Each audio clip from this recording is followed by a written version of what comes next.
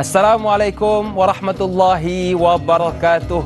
Alhamdulillahirabbil alamin wassalatu wassalamu ala rasulina wa habibina wa syafi'ina wa tabibi qulubina wa qudwatina wa zukhrina wa maulana Muhammad wa ala alihi wa sahbihi ajma'in wa man tabi'ahum bi ihsanin ila yaumiddin, amma ba'du. Apa khabar sedang penonton yang dirahmati Allah sekalian? Saya doakan seperti biasa, mudah-mudahan yang dalam kesulitan Allah kurniakan kemudahan, yang dalam kesusahan mudah-mudahan Allah kurniakan kesenangan, yang dalam kesusahan mudah-mudahan Allah kurniakan kepada kita kemudahan. Amin ya rabbal alamin. Tuan-tuan dan puan-puan yang dirahmati Allah sekalian, seperti biasa pada pagi yang indah dan barakah ini, marilah sama-sama kita menyusun kalimah syukur kepada Allah Subhanahu wa taala kerana Allah masih lagi panjangkan umur kita, dapat kita bertemu sekali lagi dalam satu program soal jawab terbaik pagi anda. Pastinya tanyalah ustaz biar tahu jangan keliru. Dan pagi ini kita nak bincangkan tentang satu topik, iaitu berkaitan tumbangnya Al-An'am bersama dengan panel kita, iaitu Al-Fadil Ustaz Dr. Nur Muhammad Hadi. Assalamualaikum Doktor. Waalaikumsalam warahmatullahi wabarakatuh. Apa khabar Doktor? Alhamdulillah sihat. Alhamdulillah. Sekali lagi kita bersama dengan Dr. Nur Muhammad Hadi, dan juga kepada seluruh keluarga besar Tanyalah Ustaz yang ada sebarang kemusykilan nak bertanya kepada doktor, boleh sahaja. Yang pertama, buat panggilan ke 1800 881677 atau boleh juga ke ruangan Facebook kami Tanyalah Ustaz TV3. Dan bagi anda yang menonton menerusi Facebook, jangan lupa buat 3S macam biasa, suka, yang kedua siapa, yang ketiga sebarkan kepada seluruh sahabat maupun ahli keluarga kita. Baik, jadi untuk pagi ini kita bukakan dulu dengan mukaddimah, kemudian kita akan raikan soalan-soalan dari pihak anda. Boleh ke boleh? Boleh, alhamdulillah. Baik doktor, silakan. Bismillahirrahmanirrahim. Assalamualaikum warahmatullahi wabarakatuh. Waalaikumsalam. Alhamdulillahirabbil alamin wassalatu wassalam ala asyrafi anbiya'i wal mursalin wa ala alihi wa ashabihi wa man tabi'ahum bi ihsanin ila yaumiddin, amma ba'. Alhamdulillah, pertamanya kita memanjatkan segala puji dan syukur kepada Allah kerana Allah izinkan kita berada dalam 10 hari yang terawal dalam bulan Zulhijjah. Alhamdulillah. Dan insya-Allah esok, kalau di Malaysia esok kita akan masuk dalam satu tarikh yang sangat penting, iaitu 9 Zulhijjah ataupun hari Arafah. Betul. Kalau di Saudi hari inilah. Masya-Allah. Dan apa yang perlu kita lakukan pada 9 Zulhijjah ni, perbanyakkan doa kerana ini peluang yang Allah bagi. Jadi tanda kesyukuran kita, tingkatkan amal ibadat insya-Allah. Terima kasih kepada Da'i Hakim. Sama-sama doktor. Subhanallah, mukaddimah yang sentiasa ceria. Semoga sentiasa dirahmati. Amin. Kepada semua kru Tanyalah Ustaz, semoga pagi-pagi lagi telah bersedia. Semoga Allah memberikan kerahmatan kepada kita semua. Amin. Dan kepada semua penonton-penonton setia dalam rancangan Tanyalah Ustaz, kita doakan semoga di mana jua kita berada, apapun yang kita lihat, sama ada melalui smartphone ataupun TV, semoga kita mendapat manfaat dalam program ini. Betul. InsyaAllah. Amin. Sahabat-sahabat penonton yang dirahmati oleh Allah, bila kita sebut tentang ibadah korban, sudah pasti kita nak buat yang terbaik. Kerana itulah bila sebut Aidul Adha, dan bila kita sebut hari raya korban, Allah Subhanahu wa taala rakamkan di dalam surah Al-Kautsar ayat yang kedua. Seperti mana firman Allah, Bismillahirrahmanirrahim, Fasalli li rabbika wanhar, iaitu Allah sebut kepada Nabi sallallahu alaihi wasallam selepas Allah bagi kepada Nabi Muhammad sallallahu alaihi wasallam nikmat yang pelbagai. Allah kata apa? Allah kata fasalli, hendaklah kamu solat. Kemudian Allah sebut wanhar, hendaklah kamu menyembelih binatang korban. Tanda apa? Tanda kesyukuran kamu kepada Allah Subhanahu wa taala. Karena tu di dalam hadis Bukhari, dhaha Nabi sallallahu alaihi wasallam bikabshaini amlahaini aqranaini, iaitu Nabi sallallahu alaihi wasallam juga melakukan ibadah korban. Nabi menyembelih dengan tangan baginda Nabi sallallahu alaihi wasallam sendiri. Tetapi yang hebatnya, Nabi sembelih maknanya bikabshaini, 2 ekor kambing biri-biri. Amlahaini, putih, maknanya putih, gebu, besar. Aqranaini, dan dia mempunyai 2 tanduk yang hebat. Masya Allah. Maknanya pemilihan binatang korban bukan kita kata janji murah. Tak. Kalau sekiranya kita mampu, kita nak buat ibadah korban, maka kita kena buat yang paling baik, yang paling bagus. Ini yang disebutkan oleh para alim ulama. Kenapa? Kerana di dalam sebuah hadis yang dikeluarkan oleh Imam At-Tirmizi di dalam sunannya, Dai Hakim dan sahabat-sahabat penonton, apa kata Nabi? Tidak ada amalan yang dilakukan oleh anak Adam pada hari An-Nahr, iaitu hari raya Aidil Adha, yang lebih dicintai oleh Allah, yang lebih Allah sayang selain daripada menumpahkan darah. Masya Allah. Dan kalau kita lihat banyak amal ibadat kita buat, solat, puasa, zakat, haji, tidak ada waktu ataupun tidak ada tempoh yang Allah kata aku akan terima. Faham. Melainkan ibadah korban. Masya Allah. Dalam hadis ni kata Nabi sallallahu alaihi wasallam, sesungguhnya ia akan datang pada hari kiamat esok dengan tanduknya, bulunya, kukunya, dan sesungguhnya darah tersebut akan sampai kepada redha Allah sebelum ia jatuh ke bumi. Sebelum jatuh Allah redha lah. Sebab tu rugilah orang tak buat ibadah korban. Dan apa kata Nabi? Fatibu biha nafsan, maka hendaklah kamu menyucikan jiwa kamu. Antara salah satu kita nak membersihkan jiwa bukan dengan kita makan sabun. Takkan bersih.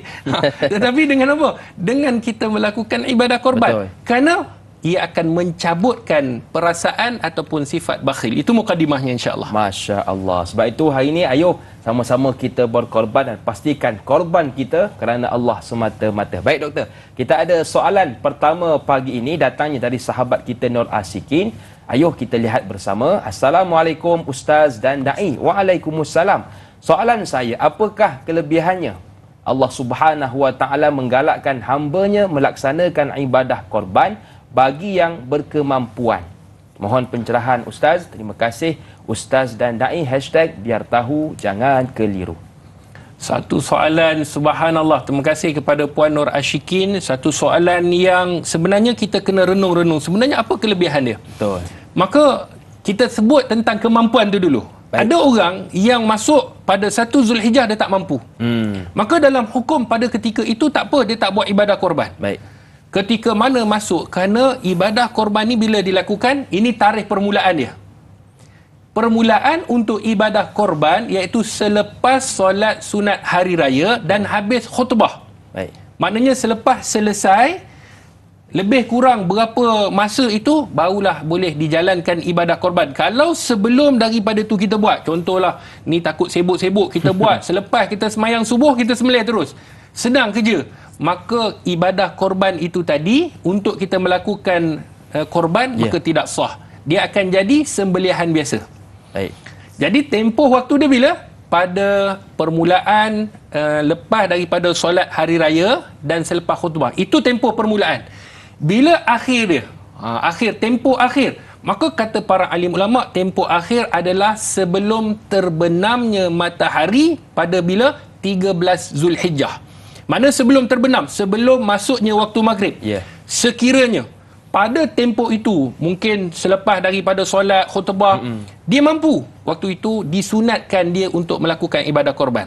Kalau sebelum ni mungkin dia tak mampu, ataupun dia mampu pada 12 Zulhijjah, pada hari tasyrik, pada waktu itu dia dituntut sunat muakkad kata dalam mazhab Syafi'i untuk melakukan ibadah korban. Jadi apa kelebihan orang melakukan ibadah korban? Yang pertama kita dah sebut dah dalam hadis tadi, hadis yang dikeluarkan oleh Imam At-Tirmizi, benda yang Allah sayang. Hari ini kita tanya, apa amalan yang Allah sayang? Nabi bagi tahu, kita tak nak buat.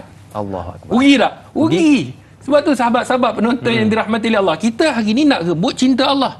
Bila Nabi bagi tahu ni amalan yang Allah sayang, ini amalan yang Allah cinta, tiba-tiba kita buat tak tahu, rugilah. Betul. Jadi itu yang pertama. Yang kedua, kata para alim ulama, kelebihan dia menyucikan jiwa. Disebutkan dalam hadis tadi, kita sucikan jiwa. Sebab tu jiwa kita tak tenang.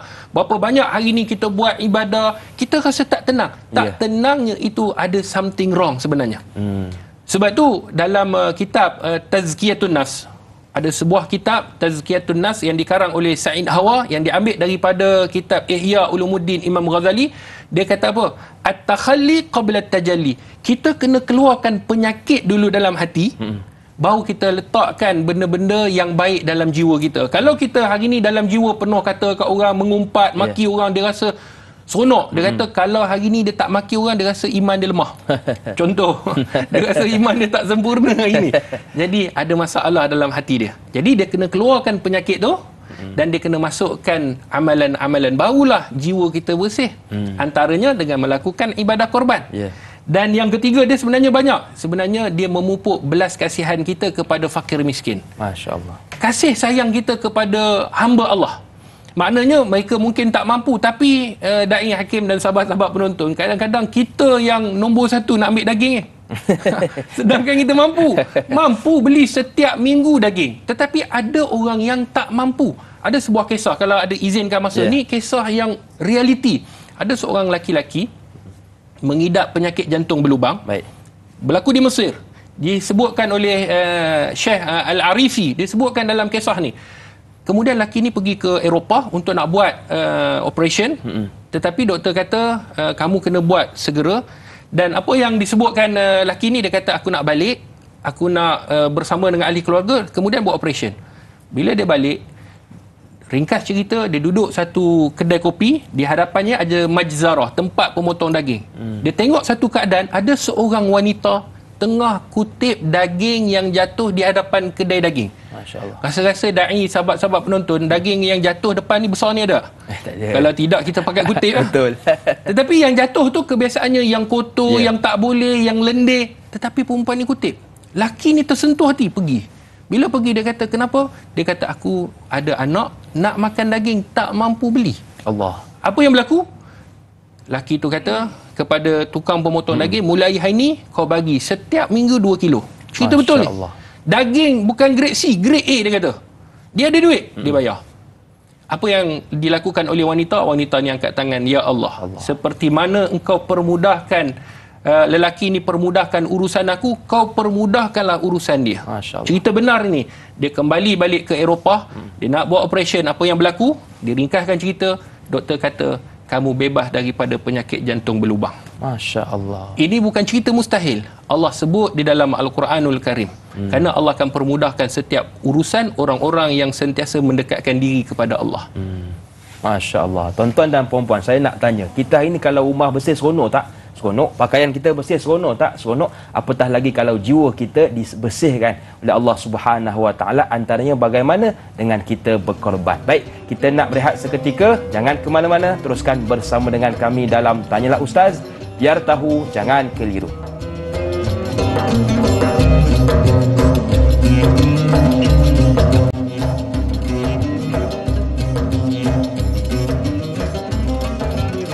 Okey, baik sedang penonton yang dirahmati Allah sekalian, saya yakin ramai lagi di antara kita yang masih keliru tentang ibadah korban. Hukum hakamnya, adakah sunat muakkad ke, sunat sahaja, turutan haiwan dan banyak lagi. Oleh itu, jom sama-sama kita dengarkan dari guru kita yang mulia Al-Fadhil Ustaz Dr. Nur Muhammad Hadi. Silakan Doktor. Bismillahirrahmanirrahim. Terima kasih pada Da'i Hakim, sahabat-sahabat penonton yang dirahmati oleh Allah. Kita sudah pasti kalau tadi kita berbicara bagaimana kita nak sempurnakan ibadah korban. Sebaiknya kita nak ibadah korban kita tahun ini Allah terima. Kenapa? Kerana kita tak tahu tahun depan kita boleh tak buat ibadah korban. Maka apa yang disebutkan oleh para alim ulama, kesempurnaan korban yang pertamanya, hukum korban itu sendiri adalah sunat muakkad. Sunat muakkad dalam mazhab 3, iaitu Imam Ahmad kata sunat muakkad, Imam Malik dalam satu riwayat kata sunat muakkad, dan Imam Syafi'i sudah pasti mengatakan sunat muakkad, melainkan Imam Abu Hanifah menyatakan ia adalah wajib. Dia adalah wajib. Itu bagi pandangan Imam Abu Hanifah. Tapi kita dalam mazhab Syafi'i, maka kita faham dan kita tahu ia adalah sunat muakkad, iaitu sunat yang dituntut. Baik. Kemudian turutan haiwan yang terbaik untuk dilakukan ibadah korban. Yang ni yang ramai orang terlepas pandang. Betul. Kadang-kadang dia ada duit, subhanallah, duit ini berkepuk-kepuk. Ada duit, bukan kata tak ada duit. Betul. Tetapi kadang-kadang dia kata tak apalah, saya masuk satu bahagian sudah cukup. Sebenarnya yang paling baik, yang terbaik adalah turutan haiwan seperti mana yang disebutkan oleh para alim ulama. Yang pertama, seekor unta. Dia mampu beli seekor unta, beli seekor unta. Baik. Dia seorang. Ni bukan tamak. Oh, ni mesti nak belagak ni. Tak. Yang ni dilakukan oleh Nabi SAW. Nabi melakukan bikabsyaini yang kita sebut. 2 ekor kambing. Baik. Biri-biri. Maknanya, kata ulama, paling bagus adalah seekor unta. Tu nombor 1. Yang paling baik. Yang kedua, seekor lembu. Tanpa kongsi. Ini tanpa kongsi. Yeah. Dia kata, saya ada 7,000. Contohlah, 7,000 saya nak beli seekor lembu. Dia mampu, maka itu yang terbaik. Ya. Yang ketiga, seekor kambing biri-biri. Yang keempat, seekor kambing. Ada beza kambing biri-biri dan kambing. Ya. Yang kelima, sebahagian unta. Maknanya, sebahagian unta ni, 1 daripada 7 bahagian. Yang ni macam yang kita selalu buat lah. Yalah. Dan yang paling akhir adalah sebahagian lembu. Yang kita buat, saya ambil 1 bahagian, orang ni ambil 1 bahagian, betul, maka lembu boleh 7 bahagian. Kalau kambing, kambing dia seekor, dia tak boleh 1 bahagian ataupun kita bahagikan kepada 7. Dia mesti yang boleh unta, lembu ataupun kerbau. Maka ini yang disebutkan turutan haiwan yang terbaik untuk dijadikan korban. Baik. Kemudian kita tengok pula ciri-ciri yang baik untuk dilakukan ibadah korban. Kita kena tahu, binatang ni kita kena tahu, walaupun kita wakilkan kepada agensi-agensi untuk mereka lakukan, kadang-kadang masalah kita tak ambil tahu. Betul. Saya malas nak ambil tahu. Pandai-pandai lah. Ikut awak lah. Sebenarnya disunatkan untuk melihat haiwan korban. Masya Allah. Maknanya agensi tu kan minta, boleh tak bagi gambar? Ya. Untuk saya tatap. Untuk saya lihat Kenang-kenangan. wajah lembu yang akan dikorbankan di sana nanti. Masya Allah. Jadi kita tengok, oh rupanya besar lembu saya. Alhamdulillah. Sanalah. Kalau dekat sini kita hadir, bukan kita bayar. Lantaklah masjid, saya tak nak ambil peduli. Kita nak dapat pahala tu yang berganda. Maka apa kata para alim ulama, haiwan itu yang mana dia mestilah halal dimakan. Dia tak boleh sembelih khinzir contoh. Dia haram dimakan, tak dibenarkan. Walaupun besar. Kan? Kemudian haiwan mestilah sihat dan bebas penyakit. Dia mesti sihat. Tidak ada penyakit. Kemudian kata ulama lagi, mencapai had umur minimum. Dia ada umur-umur, unta berapa, lembu berapa, kambing berapa. Ini semua ada umur-umur yang telah diletakkan oleh para alim ulama. Ni kebiasaannya orang yang buat dia tahulah. Bila kita nak beli, dia tahu ni umur boleh kita buat ibadah korban. Okey. Secara ringkas. Dan yang terakhir, yang keempat, dia mestilah tidak cacat. Tidak cacat dalam hadis yang dikeluarkan oleh para alim ulama seperti mana yang disebutkan oleh Nabi. Yang pertama, awar, dia jelas buta, tak boleh. Yang kedua, ketara sakitnya. Kalau sakit hati ni, kambing sakit hati contoh, tak apa lagi. Dia kalau jenis penyakit yang boleh membawa maut. Baik. Contohnya begitulah, tak boleh. Kemudian ketara tempangnya, jalan tu sengit. Kalau sikit tak apa kata ulama. Itu pun kalau boleh biar betul-betul sihat. Jadi sebab tu kita kena tengok. Dan yang tak terlalu kurus. Yang terlalu kurus tak boleh lah. Maksudnya kalau terlalu kurus, maka tak digalakkan untuk melakukan, disebabkan kata ulama iaitu ciri-ciri haiwan yang paling baik untuk dilakukan korban, melainkan 4 perkara ini yang disebutkan oleh Nabi SAW dalam hadis. Okey, baik. Jadi kalau kita nak menjadikan korban kita korban yang terbaik, maka lihatlah ciri-ciri yang telah disebutkan tadi. Baik doktor, kita ada soalan berkaitan kesempurnaan korban ini, datang dari sahabat kita bernama Jura Azlin Sufyan. Assalamualaikum Ustaz, Da'i dan semua sahabat. Waalaikumsalam. Soalan saya yang pertama, antara sunnah Rasulullah SAW ialah ihsan terhadap haiwan sembelihan. Apakah cara dan ihsan baginda tersebut, serta apakah perkara yang dilarang oleh Nabi terhadap haiwan sembelihan tersebut? Yang kedua, apabila melakukan korban terdapat janin dalam perut, yakni kandungan, apakah hukumnya dan bolehkah dimakan? Mohon pencerahan. Terima kasih. #biar tahu jangan keliru. Baik, terima kasih kepada yang bertanya, sahabat-sahabat penonton yang dirahmati oleh Allah Subhanahu Wa Taala. Ada 2 soalan yang besar dan 2 soalan ni sangat baik. Sebab apa? Sebab kita nak tahu antara sunnah Nabi SAW dan ihsan ketika mana kita nak menyembelih binatang. Betul. Di dalam hadis Nabi SAW, innallaha kataba al-ihsan ala kulli syai'. Sesungguhnya Allah Subhanahu Wa Taala telah meletakkan ihsan. Maksudnya kita berbuat baik kepada semua perkara. Fa iza qataltum fa ahsinu qitlah. Kalau kamu nak bunuh, bunuhlah dengan cara yang baik. Wa idza zabahtum fa ahsinu zibaha. Kalau kamu nak sembelih, sembelihlah dengan cara yang baik. Ini Nabi pesan. Maka apa dia sunnah-sunnah dia? Yang pertama, kena tajamkan pisau. Sebab tu pisau ni mungkin kita pergi beli dekat kedai, kemudian kita guna. Sebenarnya pisau itu bukanlah pisau untuk ibadah korban. Dia ada pisau khas. Kalau boleh tempah. Sebab apa? Supaya binatang itu tak terseksa. Mungkin tumpul. Kejap lagi tengah-tengah sembelih, tak makan. Allah Waktu Akbar. itulah dia ganyang betul-betul. Kalau lembu tu boleh bercakap, siapa lembu sebenarnya ni? Kita kena, jangan kita menyeksa binatang. Kemudian hari ni kita nak buat sunat. Ibadah sunat ni kita nak buat. Tetapi kita buat benda yang menyakiti haiwan, maka hukumnya haram. Kena ingat di dalam hadis Nabi SAW, hadis yang sahih, seorang wanita dicampakkan dalam api neraka disebabkan dia menyakiti kucing. Allah Akbar. Dia bagi kucing, tak bagi kucing tu makan, dia kurung kucing tu sehingga mati, maka kata Nabi dia ahli neraka. Sedangkan dia beribadat, dia solat, dia puasa, dia buat semua, tetapi menyakiti haiwan boleh menyebabkan orang itu masuk ke dalam neraka Allah. Contohnya, kita dah tumbangkan haiwan. Haiwan dah tumbang dah. Kemudian kerana tak menghadap kiblat, nanti kita akan praktikal, tak menghadap kiblat, kita tarik haiwan ni sehingga melukai dia. Allah. Sehingga mengkasari dia. Kata bukan haiwan yang ada perasaan. Itu tak boleh. Kemudian yang ketiga, kata para alim ulama, seperti mana yang disebutkan, sebenarnya banyak hukum akal, iaitu kita jangan sembelih depan binatang lain. Ataupun asah pisau depan lembu. Siap kau dia. Kan, siap muka. Ni kau punya, kejap lagi aku sembelih kau. Jangan. Sebab kita ni manusia, walaupun haiwan tu tidak ada akal, tetapi Nabi suruh kita menghormati binatang yang kita nak sembelih. Sebab kita buat kerana Allah. Dan jangan bagi, kau ni member kau dah tumbang, kau kejap lagi.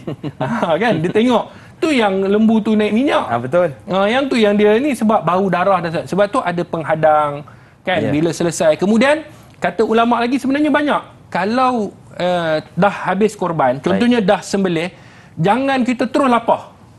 Haiwan tu belum lagi keluar nyawa dah, kita terus lapar. Maka biar betul-betul dah meninggal, dah mati, barulah kita proses lapar. Ini antara ihsan yang disebutkan oleh para alim ulama. Dan yang kedua, hukum iaitu yang terdapat janin, maka kita tak boleh untuk melakukan ibadah korban haiwan yang ada janin dalamnya. Tak dibenarkan oleh para alim ulama. Sebab tu kalau sekiranya ada janin, maka tak dibenarkan. Jangan pilih. Kalau sekiranya kita tak tahu, maka kata para alim ulama ni yang disebutkan, kita sembelih, maka anak itu juga dah diikut seperti mana yang kita sembelih ibunya.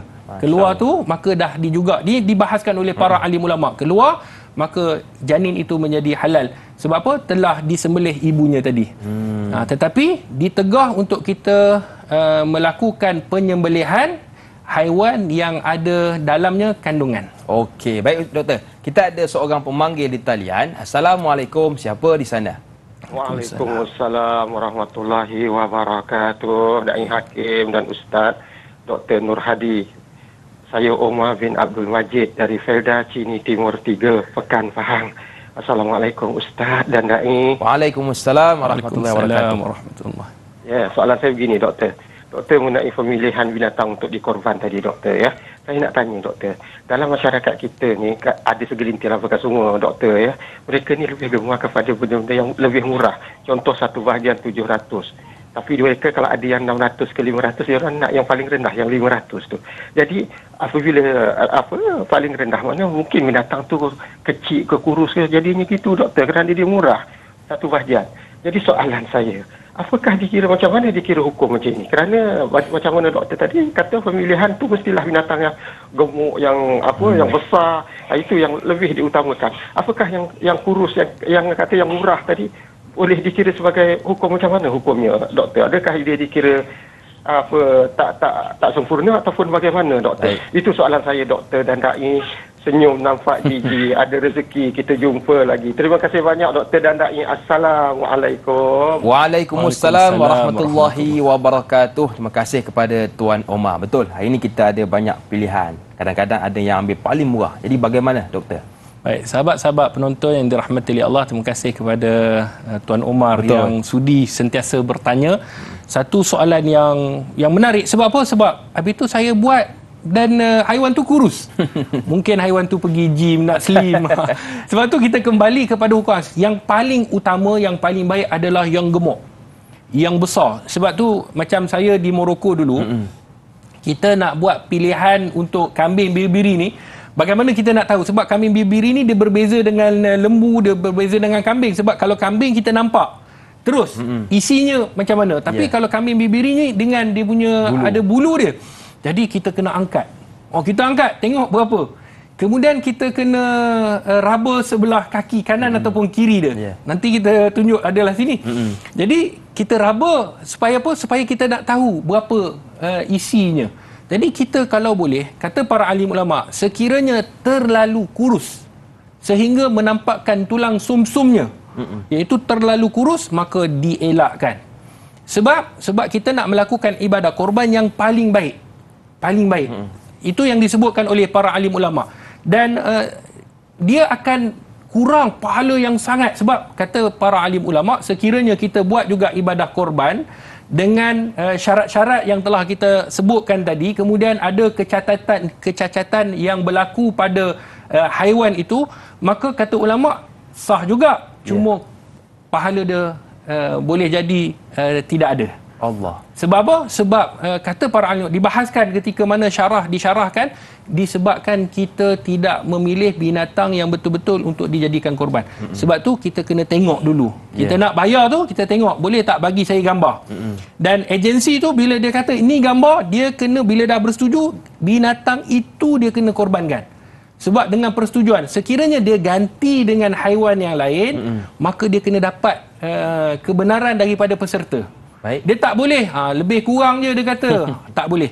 Dia kena minta kebenaran kerana dia wakil sahaja. Jadi wakil dia kena minta kebenaran daripada peserta untuk melakukan aktiviti ibadah korban itu tadi.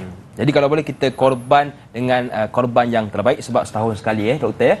Baik, jadi kita nak beristighfar seketika. Teruskan bersama dengan kami dalam program Tanyalah Ustaz, biar tahu jangan keliru.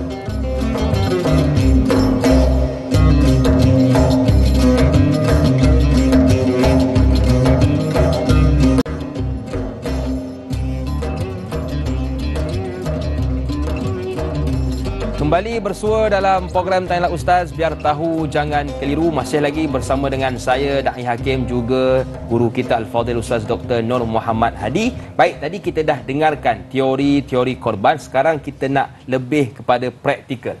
Betul doktor? Betul. Okey, silakan doktor. Bismillahirrahmanirrahim. Kita ada anak patung.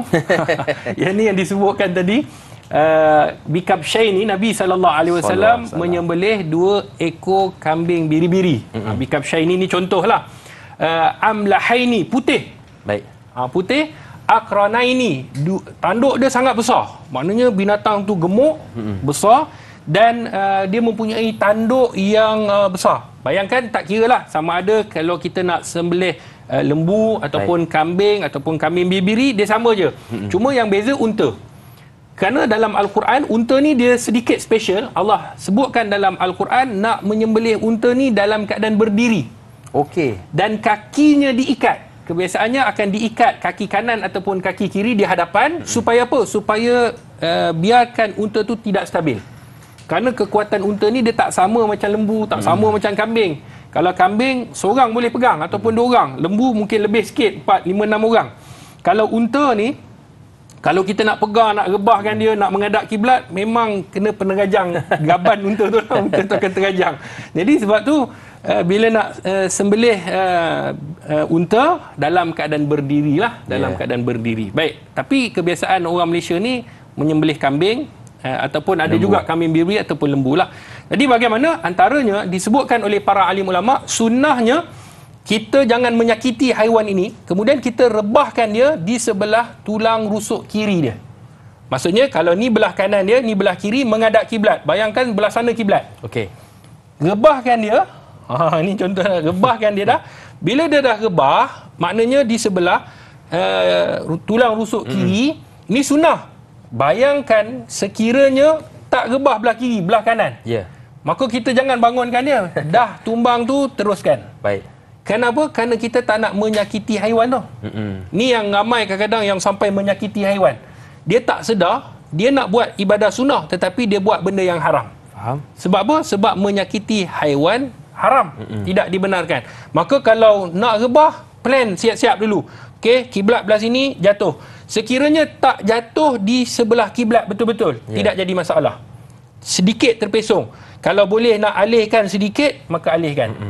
Kemudian apa yang dilakukan, seperti mana yang disebutkan oleh para alim ulama, iaitu kita mengangkat sedikit kepala dia. Okey. Kemudian selepas daripada tu, kan, kita pegang di mana tempat penyembelihan di tengkuk dia lah. Okey, di tengkuk dia. Apa yang kita nak buat? Kita bertakbir. Allahu Akbar, Allahu Akbar. Pakat-pakat takbir. Ya. Kemudian tukang menyembelih ni sama ada dia sendiri yang menyembelih, tetapi ada orang, kalau dalam seekor lembu tu ada 7 orang. Ya.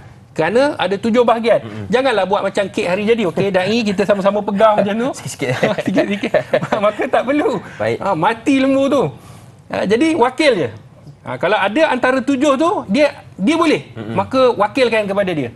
Kalau tidak ada siapa pun boleh, wakilkan kepada yang telah ditetapkan oleh pihak masjid. Mungkin ustaz yang telah diupah, ustaz yang telah ditugaskan. Maka waktu tu ustaz tu lah pergi jumpa dia, kami mewakilkan ustaz untuk menyembelih ibadah korban. Waktu itulah peserta niat. Adapun ustaz ni, dia niat waktu bila? Ketika mana dia nak menyembelih binatang tu. Okey. Saya wakil kepada mereka-mereka yang disebutkan tadi untuk melakukan ibadah korban. Kemudian dia pegang, kan? Dia sebut Bismillah, Allahu Akbar. Bismillah, Allah. Tak perlu Bismillahirrahmanirrahim. Tak perlu. Sebab Ar-Rahman Ar-Rahim ni adalah sifat pemurah Allah. Bila kita nak menyembelih ni, dilakukan oleh Nabi SAW menyebut dengan nama Allah. Sudah cukup. Kan? Kemudian kita menyembelih, kalau boleh 2 kali je. Sekali, 1, 2 kali. Maknanya sekali 2. Ada orang tanya, Ustaz, sekali dia mengelupur, terangkat pisau. Bagaimana tu doktor? Biasa kan? Sekali dia mengelupur, terangkat pisau. Maka terangkat pisau ni kata ulama, cepat-cepat letakkan. Okey. Jangan terangkat, tengok WhatsApp dulu. Ustaz, tanya ustaz dulu kata kan. Ambil kopi jap. Ambil kopi kejap. Maka waktu itu sekiranya haiwan itu mati dalam keadaan tak sempurna, maka ia menjadi bangkai. Allahu Akbar. Sebab tu kena hati-hati. Kan, terangkat, letak balik dengan kadar yang paling segera. Okey. Jadi 1, 2. Kalau 2, tak putus lagi. 3. Jangan sampai kepala tu putus. Dia buat begini sampai tercabut kepala tu. Bila tercabut, hukumnya makruh. Sah binatang tu boleh makan, tetapi makruh lah. Okey. Jadi jangan sampai tercabut kepala. 1, 2 paling bagus. Kalau nak yang lebih yakin, 3 kali. Okey. Nabi SAW akan meletakkan kaki di atas binatang, dan Nabi berdoa, Allahumma hadza minka wa ilaika fataqabbal minna. Ya Allah, ini daripada engkau, rezeki datang daripada engkau, dan kita buat ibadah korban kepada engkau ya Allah. Dan kau terimalah ibadah korban. Itu sunat untuk kita berdoa. Jadi mereka yang ada peserta tu doa, minta kepada Allah. Dan urat ni pula dia kena putus 2. Wajib putus 2. Satu urat yang disebut halqum, pernafasan. Satu lagi mari. Mari ni adalah makanan. Jadi 2 itu sudah mencukupi. Kalau pembuluh darah yang urat kecil belah kanan dan kiri itu sunnah. Sekiranya putus, terbaik. Itu disebut wadajain. Jadi kita sembelih, 2 yang perlu kita pastikan dia putus, halqum dan mari. Macam mana kita nak tahu? Kita tahulah dia punya bulat macam tu kan. Ada bulat tu, kita tolak pisau tu sehingga kena tulang. Cukup. Dia tak macam ayam. Ayam ni dia mungkin tulang dia halus. Tapi kalau kambing ni dia tulang dia besar, dan begitu juga dengan lembu. Kalau lembu tu yang menggelebih dekat dia punya tengkok tu, kita gulungkan. Supaya senang. Gulung ataupun kita tarik ke tepi. Dan cari tengkok, kemudian kita sembelih, pastikan halqum dia dengan urat mari, iaitu pernafasan dan tempat makanan dia tu diputuskan. Barulah ibadah kita selesai. Bila dah selesai ni, dia mengelupur ni. Bila dia mengelupur, biarkan dia mengelupur. Yeah. Ada yang bangun.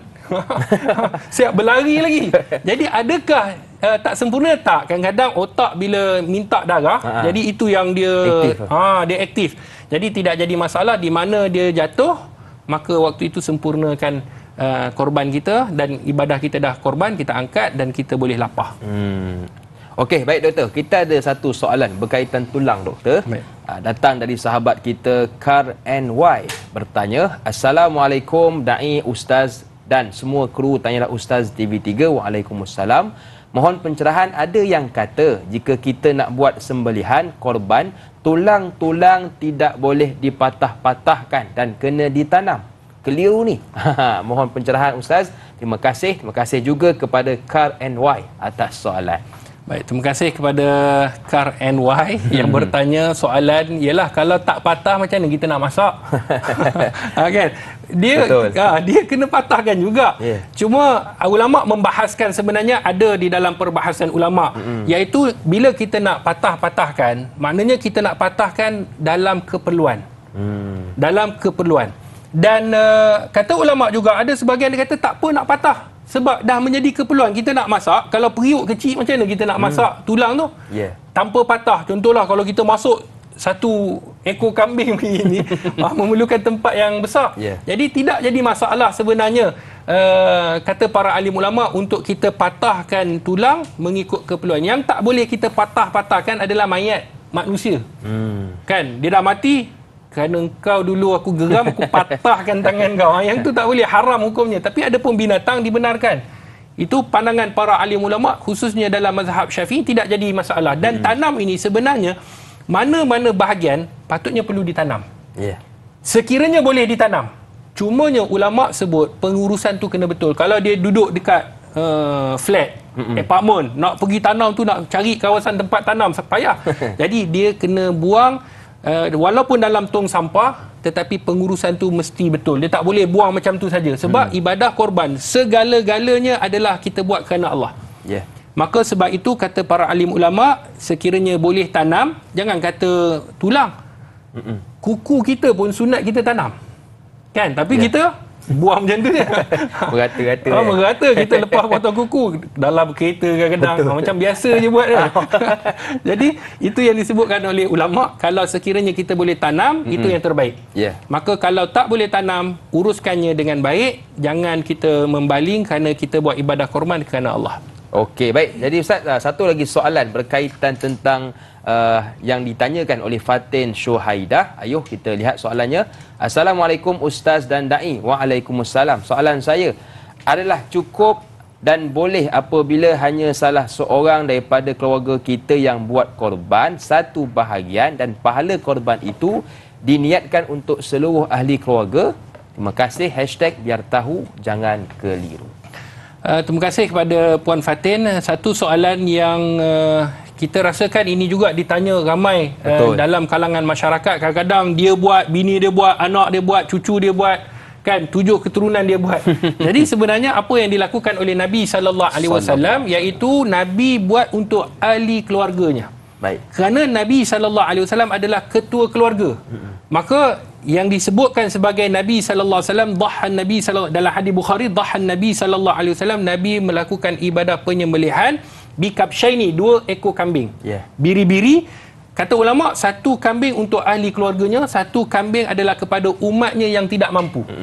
Maka ulama menyebutkan sebenarnya satu bahagian ataupun seekor kambing ataupun seekor lembu, sekiranya dia niat, suami yang ketua keluarga, dia niat untuk dirinya dan ahli keluarga, maka semuanya dapat pahala. Sebab ahli keluarga, ketua rumah itu adalah suami, maka suami tanggungjawab dia untuk dia lakukan. Tetapi kalau isteri nak buat, abang, saya pun ada gaji kerja, dua-dua kerja, kan, dua-dua bekerja, saya nak buat juga bang. Maka adakah boleh ataupun tidak? Maka jawapannya boleh. Tidak jadi masalah untuk kesemua mereka buat. Tetapi kalau sekiranya suami dah buat, maka sudah cukup untuk menanggung ahli keluarga yang di bawah tanggungannya. Siapa? Isteri dan anak-anak.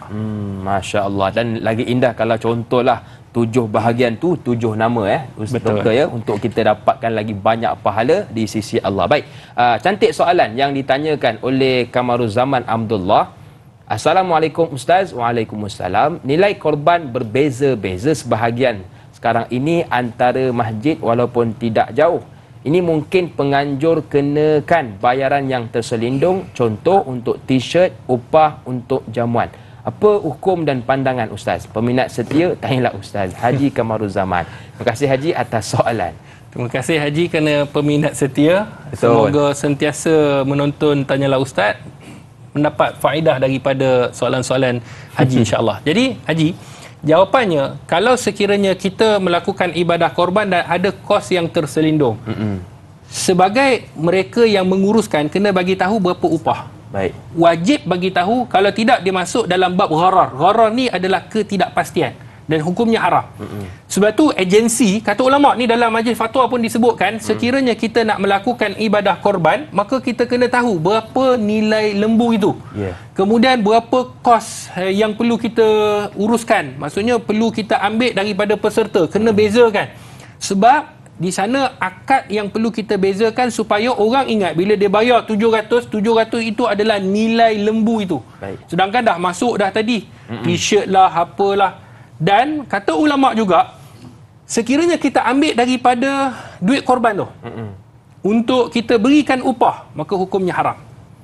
Berdasarkan hadis Nabi SAW yang mana Nabi tak benarkan untuk bagi mereka yang menyembelih. Kadang-kadang yang tukang sembelih ni dia kata, upah saya awak tak perlu nak bagi, awak bagi saya kepala lah. Contoh, kalau di Morocco mereka nak kepala, kita buang kepala. Kepala tu yang sedap, isi dia kan. Wah, orang masak kepala terus. Jadi kata ulama, sekiranya itu dilakukan maka hukumnya haram. Mestilah diambil daripada duit yang lain. Baik. Jadi dinasihatkan kepada penganjur nak buat t-shirt, nak buat apa, ambil daripada tabung masjid. Baik. Kan orang bagi sedekah, orang bagi infak, ambil daripada situ. Ataupun sekiranya nak ambil, kena bagi tahu, maklumkan kepada peserta, korban ni harganya 700. Jadi kami nak tambah RM50 adalah untuk tujuan ni. 700 kita asingkan, RM50 ni adalah untuk nak buat, untuk nak cari, untuk nak ni. Jadi biar benda itu clear. Jadi jangan kita hari ni masukkan total lah. Jangan kamu tanya-tanya, kamu nak buat ke saya nak buat? Dia bukan masalah nak buat, tetapi hukum tetap hukum. Baik. Maka pihak masjid kena transparent, kena bagi tahu berapa nilai, ataupun agensi-agensi yang melakukan ibadah korban. Okey. Soalan seterusnya menarik juga untuk kita ketengahkan dari sahabat kita Intan Zurina Abdul Razak. Assalamualaikum Ustaz, Da'i dan warga, tanyalah Ustaz. Waalaikumsalam. Dari kacamata Islam, di antara rakyat tempatan bukan asnaf versus rakyat luar negara beragama Islam yang datang mencari rezeki di negara kita, siapakah yang lebih aula mendapat daging korban di komuniti setempat? Terima kasih Ustaz. Terima kasih kepada Puan Intan yang bertanyakan, iaitu antara rakyat tempatan yang bukan asnaf. Maksudnya mereka yang ialah orang biasa, orang Islam, orang biasa, tetapi dia bukan miskin. Betul. Dia bukan asnaf, maknanya bukan fakir, bukan miskin. Dan rakyat yang beragama Islam luar negara, tetapi dia datang, boleh tak kita nak bagi kepada dia? Siapa yang lebih aula? Sebenarnya mereka yang lebih aula, tak kiralah luar negara, dalam negara, kerana Islam tak tengok pada warna kulit. Islam tak tengok kepelbagaian bahasa dan bangsa ini. Tetapi yang Islam tengok adalah pada ketakwaan. Sekiranya luar ataupun dalam, mereka itu dalam kategori yang fakir miskin, seperti mana dalam hadis tadi, maka kita utamakan kepada mereka yang fakir dan miskin. Sama ada dalam ataupun luar. Kerana di dalam Al-Quran Allah sebut, sama ada orang itu minta ataupun dia tak minta. Dia miskin tapi dia tak minta. Ada jenis begitu.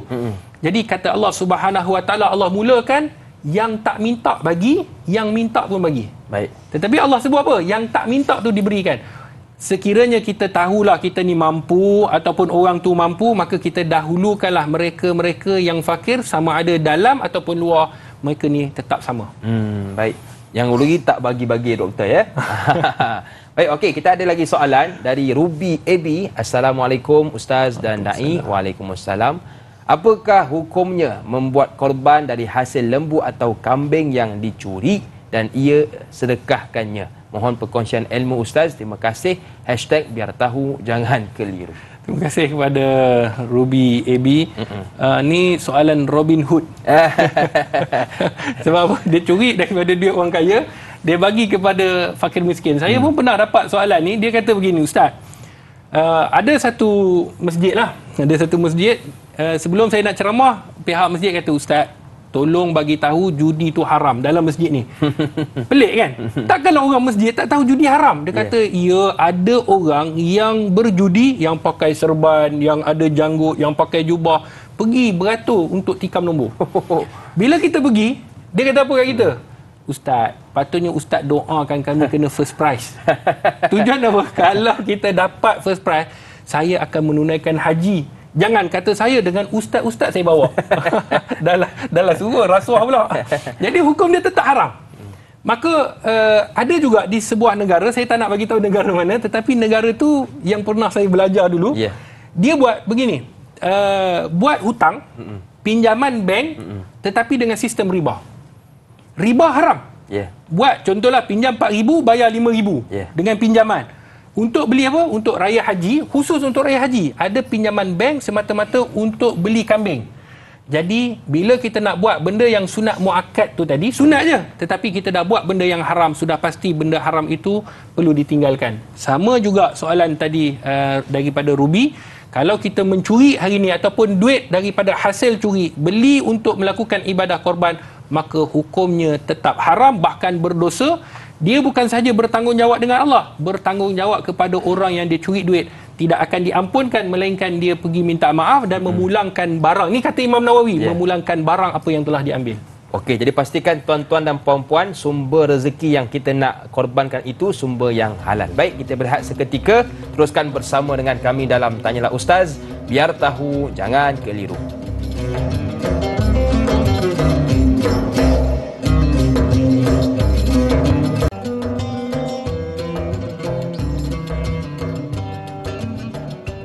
Pertubuhan Akademi Al-Bayan kini sedang giat dijalankan dan diusahakan seperti mana tuan-tuan, puan-puan dapat lihat di belakang saya.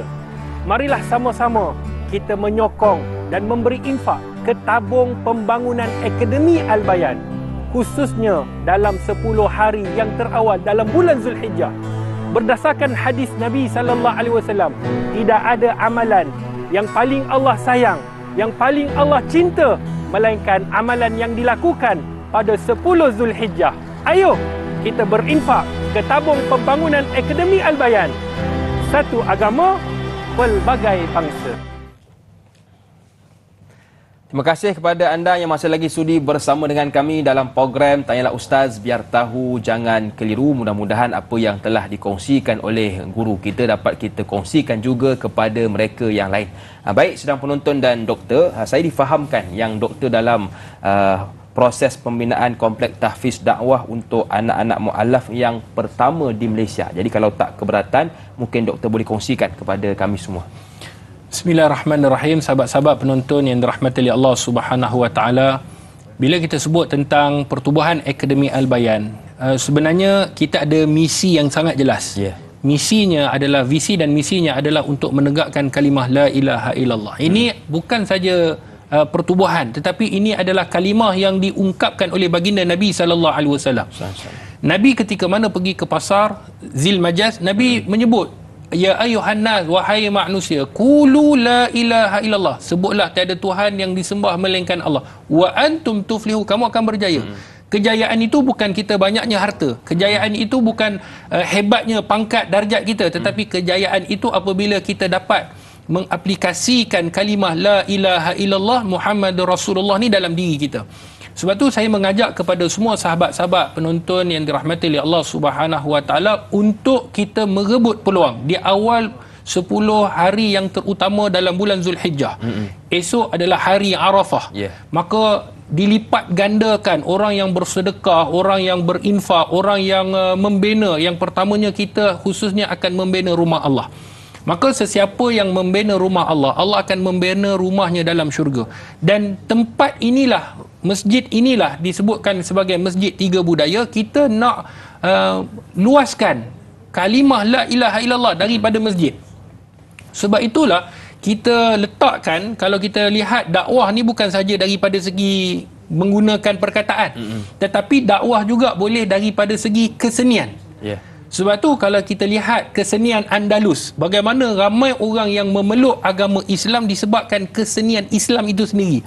Lagi-lagi kita yang ada di Malaysia ni 3 budaya yang besar. Betul. Saya banyak kali saya buat program dengan mereka yang non-Muslim, kadang-kadang mereka ni rasa takut.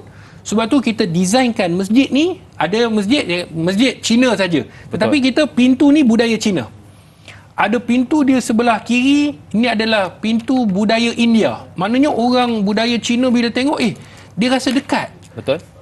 Bila pergi kepada yang India pergi, dia akan rasa dekat. Dan ini adalah Kesultanan Melayu Melaka. Falsafahnya, mana-mana pintu yang kita masuk, kita menyembah Allah yang Esa. Tidak ada keturunan, tidak ada orang kata bangsa ataupun kita punya perkataan, percakapan, bahasa kita, melainkan kita akan mengungkapkan satu kalimah la ilaha illallah. Jadi saya menyeru kepada semua sahabat-sahabat untuk menyokong pertubuhan Akademi Al-Bayan. Kita boleh sedekah subuh, kita boleh setiap hari Khamis, kata Nabi, penutup amalan mingguan ini adalah pada hari Khamis. Buku amalan kita akan diangkat setiap hari Khamis. Betul. Mingguan. Maka tutuplah dengan bersedekah. Hari Jumaat pula, kelebihan, esok hari Arafah, maka kita perbanyakkan sedekah kerana kita nak melahirkan da'i mu'alaf. Bayangkan, sekiranya mu'alaf ini dapat dilahirkan, kerana kita ada 3 bangsa yang besar dan akan diajar dalam pelbagai bahasa.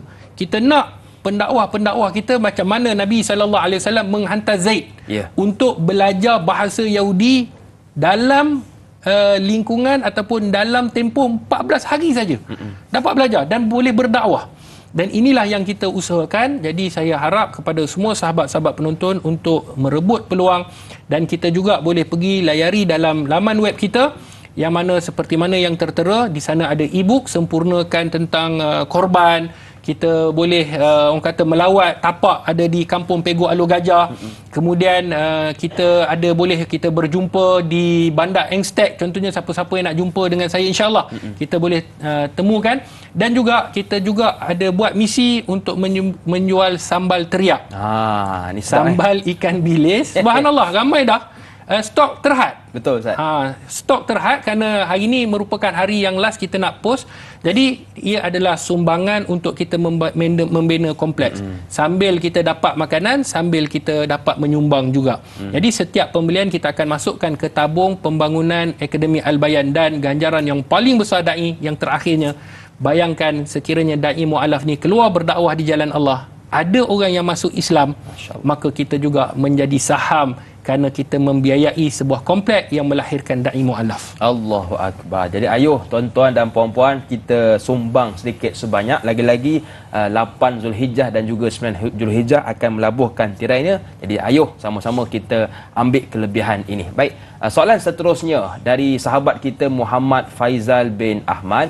Assalamualaikum. Waalaikumsalam. Ada 2 soalan, doktor. Yang pertama, apa hukum memasak daging korban dan diberi pada jiran non-Muslim?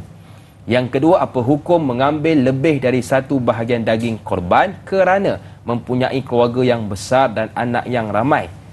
#biar tahu, jangan keliru. Terima kasih kepada Faizal atas soalan. Terima kasih kepada Encik Muhammad Faizal. Soalan yang biasa ditanya sebab kita kepelbagaian bangsa dan agama tu ada. Betul. Jadi boleh ataupun tidak kita nak agihkan daging korban kepada non-Muslim. Muktamad dalam mazhab Syafi'i tidak dibenarkan. Kerana ibadah korban ini kita buat kerana Allah dan kita berikan kepada mereka-mereka yang Muslim. Ini satu pandangan. Ada pandangan juga yang menyebut bahawa sekiranya dia dah dalam komuniti kita dan dia ada wujud dalam komuniti kita, kemudian kita pun dah bagi dah kepada fakir miskin kita untuk meraihkan mereka ni, maka ada pandangan, ada boleh. Cumanya kebanyakan ulama sebut kalau boleh kita buatlah satu bahagian itu bahagian yang bukan korban, kita buat macam sedekah biasa. Maka kita boleh bagi daging yang sedekah biasa. Korban ini kalau dalam mazhab Syafi'i khususnya kepada mereka yang Muslim, yang fakir miskin, itu yang lebih utama. Dan soalan yang kedua yang sangat menarik ini, boleh tak ambil lebih daripada 1 bahagian? Baik. Sebenarnya pihak masjid tak boleh mengaturkan kamu ambil 2 kg je. Tak boleh aturkan. Ini asal jangan ustaz terkejut ni. Ini tak betul ni. Jadi sabar dulu. Sebenarnya kita seperti mana kata para alim ulama, hak itu adalah kepada peserta. Dan dalam mazhab Syafi'i ini hukum asal 1/3 kita ambil. Maksudnya kalau satu bahagian kita bahagikan kepada 3, 1/3 kita ambil, 1/3 kita sedekah, 1/3 kita masak. Cumanya secara ringkas sekarang ni kita buat kat masjid, maka kita berbincang dengan masjid. Kalau kita setuju, contoh masjid kata saya nak bagi 2 kg, awak setuju tak? Kalau tak setuju, kita buat di rumah kita sendiri.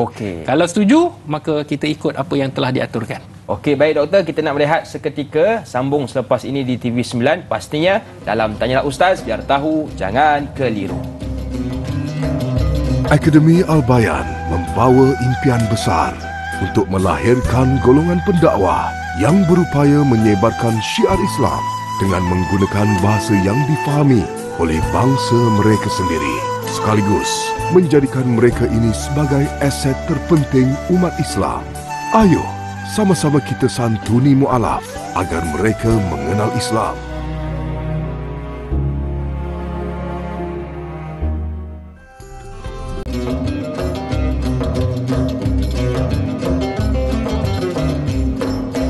Cantik sungguh bunga melati, disusun molek berhati-hati. Bahagia sukar kita nikmati tanpa berkorban sepenuh hati. Terima kasih kepada sedang penonton yang masih lagi sudi bersama dengan kami dalam program Tanyalah Ustaz, biar tahu jangan keliru. Baik, kita nak terus meraihkan soalan pagi ini datangnya dari sahabat kita Serasik Cik Ci. Assalamualaikum Ustaz dan Da'i. Waalaikumsalam. Bolehkah ibadah korban diniatkan sekali dengan akikah? Yang kedua, bagaimana cara yang paling baik dalam agihan daging korban? Jika terdapat 5 ekor lembu dikorbankan, adakah perlu diasingkan setiap seekor, bukan dicampur 5 ekor sekali dengan organ-organnya? Adakah bahagian daging sahaja yang perlu diagih-agihkan, yang mana ada berlaku di sesetengah tempat petugas melapah akan larikan atau sorok dulu bahagian-bahagian seperti kaki, kepala dan ekor lembu? Adakah perbuatan ini menyalahi hukum dalam Islam? Mohon penjelasan Ustaz. Terima kasih. Hashtag biar tahu jangan keliru. Bismillahirrahmanirrahim. Terima kasih kepada yang bertanya. Subhanallah, soalan-soalan yang menarik, kan, di luar daripada kotak minda kita. Sebab apa? Sebab soalan ini realiti. Yang pertamanya, boleh tak ibadah korban disekalikan niat? Contoh, kita ambil satu bahagian, itulah bahagian korban, itulah bahagian akikah. Baik. Kebiasaan orang nak 2 in 1 ni. Kalau boleh 3 in 1. Dia boleh tak macam contohnya selalu kalau lepas Ramadan Syawal, boleh tak puasa Syawal dengan puasa Qadah disekalikan? Betul. Ini soalan yang besar. Maka di dalam mazhab Syafi'i, kebanyakan ulama di dalam mazhab Syafi'i mengatakan tidak boleh. Sebab ibadah korban ini untuk kita mendekatkan diri kita kepada Allah. Ni beza dia. Dan akikah ni tanda kesyukuran kerana Allah kurniakan anak. Baik. Korban kita nak buat adalah tanda syukur keseluruhan. Tetapi untuk ibadah akikah adalah untuk kita mendekatkan diri kita kepada Allah, tanda syukur dapat anak. Itu satu pandangan. Ada pandangan Imam Romli. Imam Romli menyatakan dibenarkan dalam mazhab Syafi'i juga. Ada pandangan dia kata dibenarkan untuk disatukan ibadah korban dan akikah dengan satu bahagian, kerana tujuannya sama. Maka mana satu saya nak ikut Ustaz? Kan? Ulama Ustaz sebut tu saya pun tak kenal. Bukan duduk belakang rumah saya, boleh saya tanya macam mana? Maka kata ulama, sekiranya kita berkemampuan, maka asingkan. Baik. Dia mampu, dia boleh buat korban, dia boleh buat akikah. Asingkan. Asingkan bererti mana? Dia boleh beli seekor lembu. Maksudnya dalam seekor lembu tu ada 7 bahagian. Satu bahagian dia nak buat untuk korban, satu bahagian dia nak buat untuk akikah. Sunat lelaki 2 bahagian, perempuan 1 bahagian. Maknanya dia beli 3 kalau anak lelaki campur korban, 3 bahagian. Maka itu yang disebutkan oleh ulama, itu yang paling utama. Baik. Tapi kalau dia tak mampu, contohnya dia kekurangan harta, saya tak mampu, melainkan inilah waktunya, masanya, saya boleh beli 1 bahagian saja. Kalau nak beli seekor lembu mungkin tak mampu. Maka kata ulama, seperti mana kata Imam Romli, dibenarkan. Okey, clear. Soalan kedua mengenai tentang agihan daging korban. Adakah boleh kita campurkan sekali? Lembu ni, ini bahagian dia. Sebenarnya kita kena faham setiap peserta itu dia ada bahagian dalam lembu yang dia miliki. Daging ni, kalau kita campur, kita tak tahu mana satu bahagian dia. Sebab itu pihak masjid daripada awal kena kena bercakap dengan berjumpa dengan peserta. Kerana kita kena faham hukumnya adalah kembali kepada peserta. Kalau peserta tu nak ambil semua bahagian dia, terpulang pada dia. Cuma pihak masjid kata kalau awak nak ambil, macam saya sebut tadilah, awak nak ambil, awak boleh sembelih di belakang rumah awak. Sebab kami di masjid nak bergotong royong. Jadi janganlah pentingkan diri sendiri. Maka di sana ada tolak ansur. Kalau sekiranya dia nak ambil lebih, minta daripada pihak masjid, saya nak lebih disebabkan keluarga saya besar, sebabkan saya nak buat kenduri. Sekiranya dibenarkan, ambil. Kalau tak dibenarkan, maka hak itu kembali kepada peserta. Okey, itu yang disebutkan. Dan kalau ada yang sorok, sebab soalan berangkai ni, betul. Petugas dia lapar, lari sorok bahagian-bahagian kaki. Ini dahsyat ni. Okay. Dia kata kaki ekor lembu yang ni yang disorokkan dulu. Maka hukumnya petugas ni kalau bukan dia punya, hukumnya haram. Tak dibenarkan untuk sorok kerana kita dah sebut dah, hak ni siapa punya? Peserta. Mana boleh kita sorokkan orang punya? Betul. Maka sekiranya dia ambil tanpa pengetahuan dan tanpa kebenaran daripada peserta-peserta di situ, melainkan kalau ada persetujuan awal. Baik, siapa nak kepala? Semua tak nak. Betul tak nak? Okey, saya akan ambil kepala. Contoh, ada persetujuan awal, maka boleh. Baik. Tetapi sekiranya tidak ada persetujuan, maka hukum menyorokkan ataupun mengambil yang bukan hak dia, maka hukumnya haram. Betul. Tu yang terkejut peserta, Ustaz. Mana pula tak ada daging, tak ada kaki dan sebagainya. Baik, kita ada pemanggil doktor untuk kita raikan bersama. Assalamualaikum, siapa di sana? Waalaikumsalam warahmatullahi taala wabarakatuh. Da'i dan Doktor Haji Tukinon, Haji Muhammad Saleh daripada Kudai Ya, Haji silakan soalannya. Soalannya gini doktor. Ini persembelihan korban. Biasanya kalau sekarang ni dah moden lah, dibuat di tempat sembelih. Tapi kalau dulu-dulu dibuat di masjid, di kampung dan sebagainya. Jadi saya nak tanya doktor, sekarang dia dah sembelih, contohnya kalau kambing ke, kalau lembu lah. Dia dah sembelih tapi tak mati doktor. Jadi macam mana benda yang dah sembelih tu, adakah nak dibiarkan aja ke, macam mana ke, atau boleh disembelih lagi, tangkap maknanya dia tak mati yang pertama tadi. Jadi nak sembelih lagi ke ataupun nak biarkan aja doktor. Itu saja soalannya pagi ini doktor ya. Terima kasih banyak-banyak minta penjelasan. Assalamualaikum. Waalaikumsalam warahmatullahi wabarakatuh. Terima kasih kepada Tuan Haji Tukinon, pemanggil setia hujung nyawa kita doktor. Terima kasih silakan, kepada doktor. Tuan Haji. Baik, bila kita sebut ketika mana dia telah melengkapkan syaratnya adalah halkumnya putus dan urat marinya, iaitu urat makanannya telah putus, dia bangun. Kerana kuat, maka biarkan dia bangun. Kan, kita tak perlu ambil sembelih lagi. Maka biarkan, kerana akhirnya dia akan mati. Kalau sekiranya sempurna. Tetapi rupanya tak sempurna. Tengok-tengok tak sempurna, maka itulah yang dibahaskan oleh para alim ulama. Sekiranya dia dah buat kerana tak tajamnya pisau, atau kerana mungkin terangkat dan dibiarkan, maka apabila haiwan tu mati bukan disebabkan sembelihan, dia ada nyawa yang mana nyawanya akan mati disebabkan kecederaan. Ialah sembelih tu cedera jugalah, tetapi bukan atas sempurnanya ibadah korban. Maka kata ulama hukumnya akan bertukar menjadi bangkai. Disebabkan apa? Disebabkan tidak sempurna. Sebab tu nak orang sembelih ni biar orang yang pakar. Kan kita baru nak test. Kan tak apa, nak berani juga. Maka ada kes-kes yang berlaku kadang-kadang tertusuk pisau dekat orang yang menyembelih. Sebab apa? Sebab tak berhati-hati. Dia bukan senang. Nak kena belajar, kena ada satu ilmu. Betul. Dan orang kata, yalah ustaz, kalau saya tak buat, sampai bila saya tak buat? Sekiranya dia mampu buat, tak apalah. Tapi kalau tak mampu buat, lebih baik kita serahkan kepada orang. Dan ada pun kalau dah putus dia punya halkum dan mari, maka kalau dia bangun, pernah berlaku dan banyak kali berlaku, dia lari, maka kejarlah. Kita kejar. Dan apabila tumbang itu, kita tengok kalau putus uratnya dua, maka selesai ibadah korban itu. Kita angkat dia, kita bawa ke tempat untuk lapar. Sebab tu kebiasaan orang, bila dia nak buat korban, dia buat kandang siap-siap. Tak adalah dia pergi melompat. Kita bila terbuka tu yang dia pergi sodok kereta orang, masuk dalam masjid dan sebagainya. Dia lari. Ada pernah di Kedah, di ni lari sampai 3 km, 2 km. Kuat. Jadi kuat. Jadi benda tu kalau dah mengikut syarat, maka jangan susah hati. Ya, sebab tu kena ada 2 P. Yang pertama pakar, yang kedua pastikan pisau itu tajam. Okey, baik. Ram Deseru bertanya, Assalamualaikum Ustaz dan Da'i Hakim. Waalaikumsalam. Saya ingin bertanya, apakah hukum seorang yang tidak pernah menunaikan ibadah korban sepanjang hidupnya tapi ingin menunaikan haji? Benarkah orang yang tidak pernah menunaikan ibadah korban tak perlu pergi masjid untuk solat Aidil Adha? Mohon penjelasan Ustaz. Terima kasih. #biar tahu jangan keliru. Sahabat-sahabat penonton yang dirahmati oleh Allah Subhanahu Wa Taala, maka terima kasih pada Ram Desa kerana tanya satu soalan, mana yang lebih diutamakan, tunai haji ke ibadah korban? Ibadah korban tak pernah buat, tiba-tiba nak pergi haji. Maka sudah pasti kita kena ada timbang tara. Baik. Dia tengok, dia sebut sebagai fiqh aulawiyat, fiqh keutamaan, mana utama? Okey, antara wajib dan sunat mana utama? Sudah pasti yang wajib.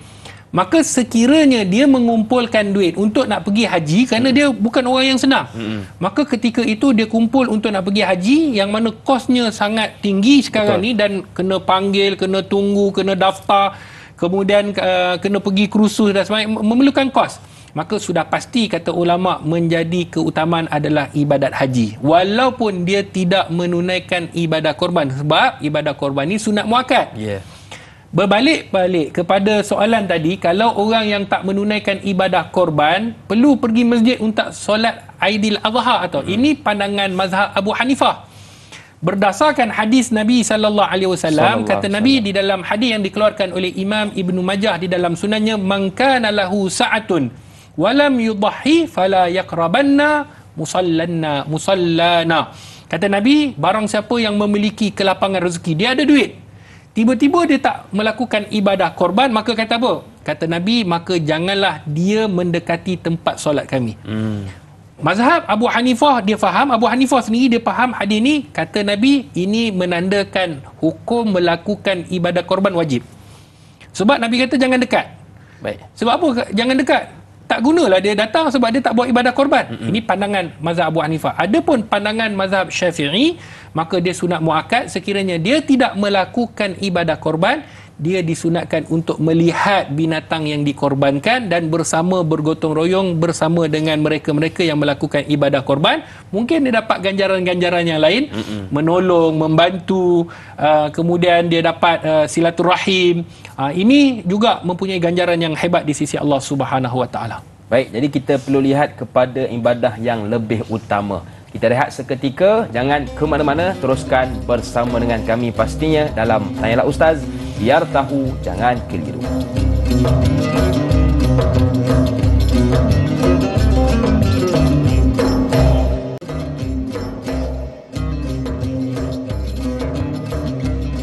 Merdunya zikir sebagai selingan penyejuk jiwa di kala keseorangan. Aidilfitri merayakan kemenangan, Aidil Adha pelengkap pengorbanan. Terima kasih kepada sidang penonton yang masih lagi sudi bersama dengan kami semua dalam program Tanyalah Ustaz, biar tahu jangan keliru. Baik, saya suka dengan soalan yang ditanyakan oleh sahabat kita Abdul Karim Sufyan.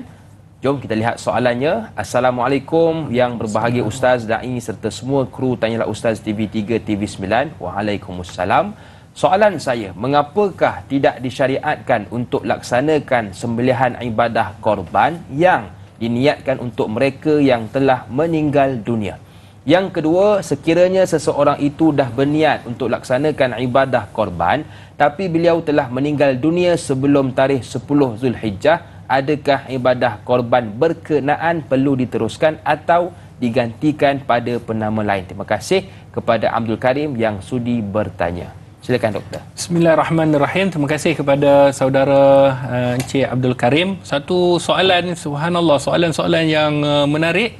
Kan kalau sekiranya kita boleh jawab soalan-soalan ini, sebenarnya dia memberi manfaat kepada masyarakat. Betul.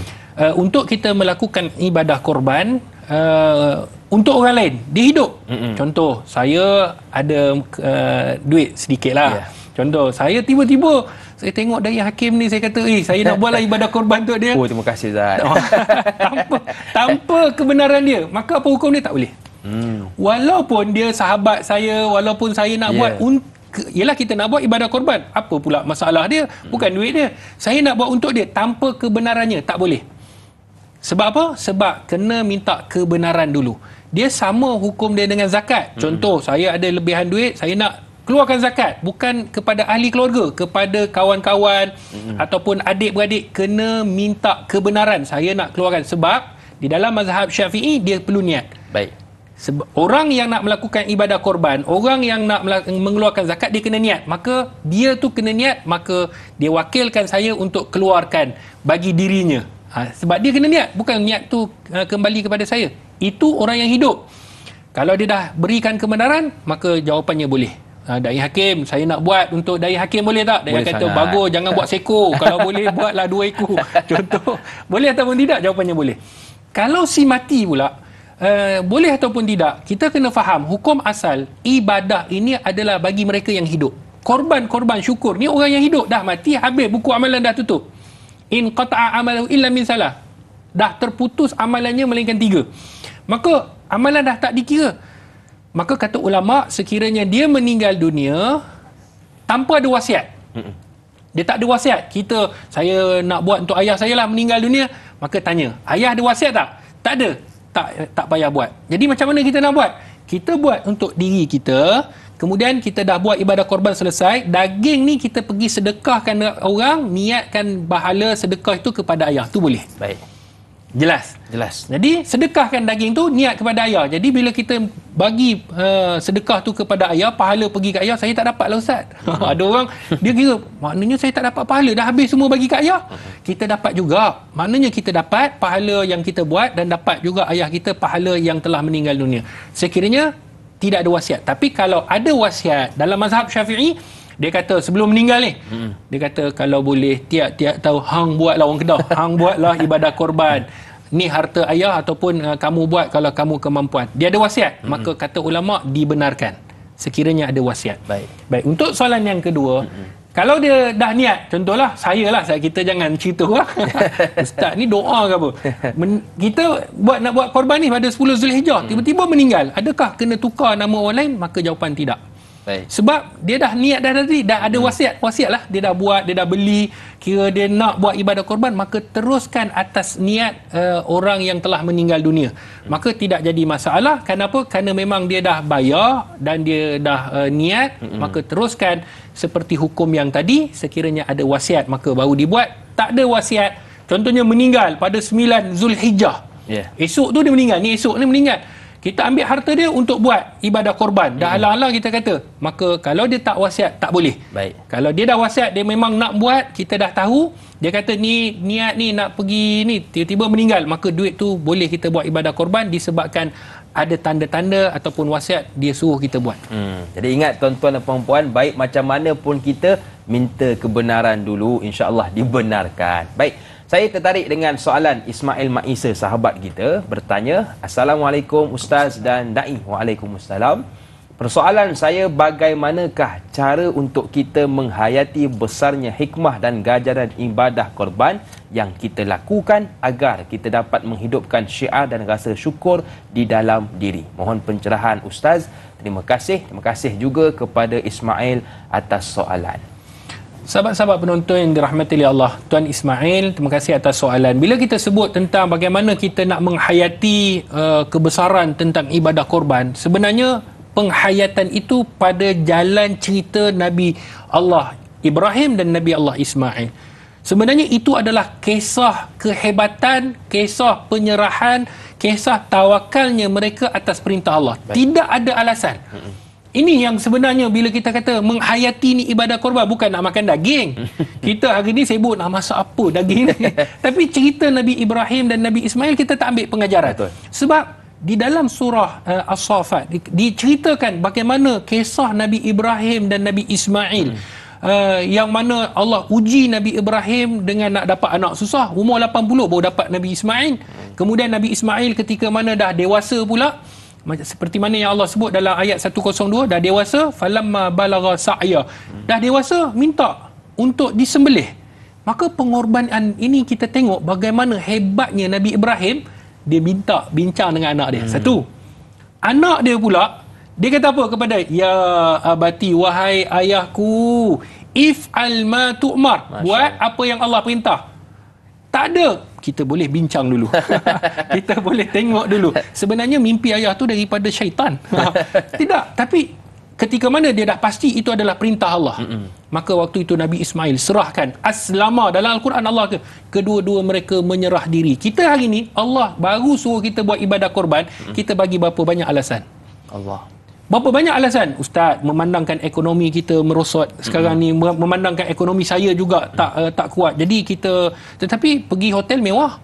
Allah makan, tengok makan hebat-hebat. Tetapi bila laku ibadah korban, kita berkira-kira dengan Allah Subhanahu Wa Taala. Sebab itu penghayatan yang sebenar adalah cerita Nabi Ibrahim dan Nabi Ismail diambil dalam kehidupan kita. Kalau Allah kata itu yang terbaik, kita buat. Jangan kita ada alasan sami'na wa ata'na, kita usaha. Kerana itu kata para alim ulama, untuk mendekatkan diri kita kepada Allah, dia memerlukan kepada pengorbanan. Tanpa pengorbanan, maka siapa boleh tahu dia sebenarnya telah menghayati segala apa yang diperintahkan oleh Allah dan Rasul. Masya Allah. Tengok bagaimana Nabi Ibrahim tak minta diskaun dengan Allah. Adapun kita hari ini boleh diskaun, Ustaz. Tak dapat unta, lembu. Tak boleh lembu, kambing. Baik doktor, kita sudah berada di penghujung rancangan Tanyalah Ustaz. Kesimpulan sebagai penutup program kita. Sahabat-sahabat penonton yang dirahmati oleh Allah Subhanahu Wa Taala, bila sebut tentang kesimpulan, sudah pasti apa yang kita bincangkan ia melibatkan tentang hukum hakam fiqh, supaya apa yang kita buat itu sah, diterima di sisi Allah Subhanahu Wa Taala. Kita tak nak melakukan satu perkara yang mana perkara itu akhirnya terlibat dalam hukum yang haram. Ataupun kalau tak sampai haram, kita tak dapat ganjaran di sisi Allah Subhanahu Wa Taala. Kita buat ni dengan letihnya, dengan usahanya, tiba-tiba ganjaran tu tak dapat. Rugi, sia-sia kita buat, tapi kita tak dapat di sisi Allah Subhanahu Wa Taala ganjaran. Sebab itu kita kena belajar, kita kena praktikkan. Kalau tak tahu, kita tanya. Dan kesimpulan yang terakhir, iaitu kita sambutlah apa yang berbaki di dalam 10 hari yang terawal dalam bulan Zulhijjah, membesarkan Allah Subhanahu Wa Taala, dan kita menyambut hari raya Aidil Adha dengan ketakwaan, dengan kesyukuran, yang mana Allah telah memberikan kepada kita peluang. Kita duduk di 10 hari yang terawal dalam bulan Zulhijjah untuk kita melipat gandakan amalan dan melipat gandakan ganjaran di sisi Allah. Kita tak tahu sama ada kita akan bertemu pada tahun hadapan ataupun tidak. Maka beruntunglah mereka yang beribadah esok ni, pada 9 Zulhijjah, hari Arafah, doa yang mana kata Nabi, esok Allah akan lepaskan senarai-senarai nama ahli neraka. Maka rugi sekiranya kita tidak terpilih salah seorang yang dilepaskan oleh Allah Subhanahu Wa Taala daripada api neraka Allah. Baik doktor, bagi menjemput keberkatan dalam program kita, doa ringkas. Bismillahirrahmanirrahim. Alhamdulillahi rabbil alamin, wassalatu wassalam ala asyrafil anbiya'i wal mursalin wa ala alihi wa sahbihi ajma'in. Amin. Ya Allah, ya Tuhan kami, di dalam 10 hari yang terawal dalam bulan Zulhijjah, yang telah Engkau janjikan dengan pelbagai nikmat, maka kami memohon kepadamu ya Allah, jangan Engkau haramkan kami, jangan Engkau halang kami ya Allah, kerana Engkau lah Maha Esa lagi Maha Kuasa daripada mendapat keampunan-Mu ya Allah. Maka ampunilah dosa kami ya Allah. Ampunilah dosa kedua ibu bapa kami ya Allah. Rahmatilah mereka seperti mana mereka merahmati kami sewaktu kami kecil. Ya Allah, ya Tuhan kami, lepaskanlah kami daripada siksaan api neraka-Mu ya Allah. Keluarkanlah kami daripada senarai nama-nama yang layak untuk masuk dalam neraka-Mu ya Allah. Ya Allah, terimalah doa dan amal ibadat kami ya Allah. Terimalah ibadah korban kami ya Allah. Sesungguhnya Engkau-lah yang Maha Esa lagi Maha Kuasa. Ya Allah, jika ada dalam kalangan kami yang sakit, sembuhkanlah. Jika ada dalam kalangan kami yang belum dapat hidayah, berikanlah kepada kami hidayah. Jika ada dalam kalangan kami yang berdosa, ampunkanlah dosa kami ya Allah. Ya Allah, permudahkanlah urusan kami dunia dan juga akhirat. Rabbana atina fid dunya hasanah wa fil akhirati hasanah wa qina azabannar. Wa sallallahu ala sayidina Muhammad. Walhamdulillahi rabbil alamin. Amin ya rabbal alamin. Terima kasih kepada doktor yang sudi bersama dengan kita. Kepada anda, teruskan menonton Tanyalah Ustaz pada esok pagi bersama dengan sahabat saya Da'i Azrin, juga panelnya Ustaz Ahmad Izhar Nazri, di bawah topik akhlak tayang ibadah bermula 6.50 pagi. Akhir kata dari saya, senyum nampak gigi, ada rezeki kita berjumpa lagi. Assalamualaikum warahmatullahi wabarakatuh.